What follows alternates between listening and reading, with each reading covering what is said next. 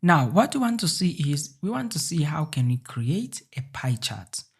Okay, so we're gonna use the same data sets that we've been using, which is EPL_teams.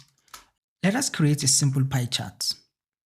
So if you come here and say pie, and then we pass in that data set.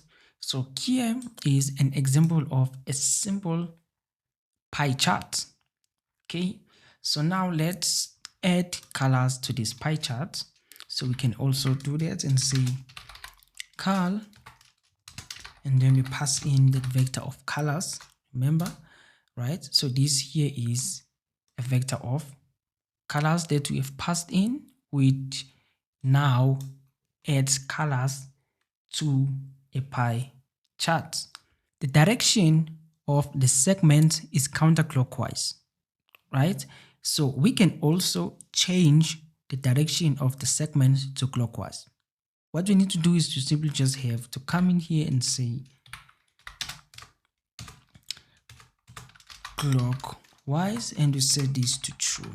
And if you run this, so now we are observing that now it's Arsenal, Manchester United, Manchester City. But if we set this to false,